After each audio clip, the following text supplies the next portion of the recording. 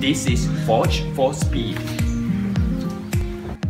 In today's video, I'll be showing you how to replace the rear reverse sensor on a Proton Saga FLX. Before we start, please consider to subscribe and hit the bell icon to receive notifications when a new video is uploaded. First, let's remove the plastic covers to gain access to the sensor module located in the boot. Using a trim removal tool, remove the two plastic snap-on clips. If you happen to break the clips, just go onto Lazada or Shopee to purchase a replacement. It is not expensive. The sensor module is hidden behind the carpet trim cover on the left hand side. To get to it, use a trim remover tool to remove 3 clips holding the trim. Once done, fold back the carpet trim to expose the sensor module.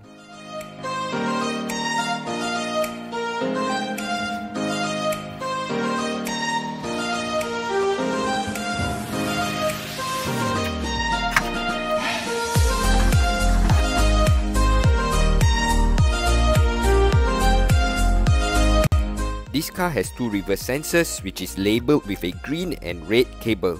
To remove it, just pull on the socket. The cable is labelled as the wire length is different. Make sure the cable is free to be pulled out.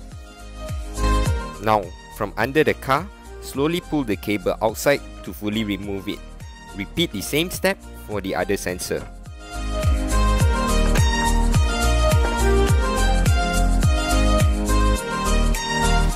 If you are just changing the sensor on one side, make sure you purchase the correct side, either the left hand or right hand, as the cable length is different. Here, I was not able to purchase the sensor with the same color as my car as it is not available, but there are some painted ones that may match your car color.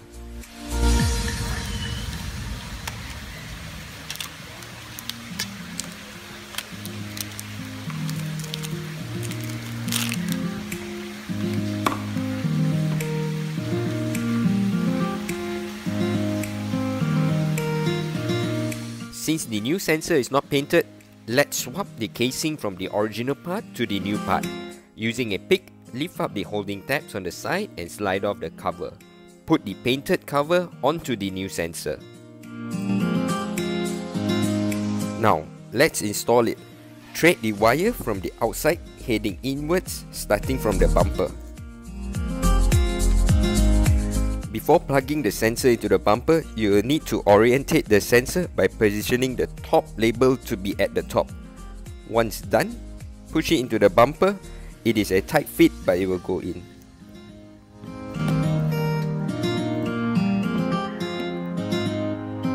From under the car, feed the cable through the opening into the boot.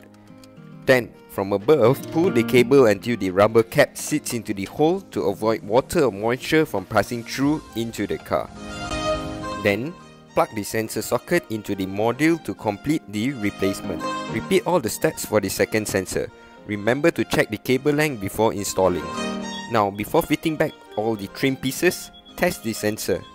Here, it is working perfectly, indicating a job well done. To finish the job, fit back the trim pieces and hold it in place with the plastic snap-on clips.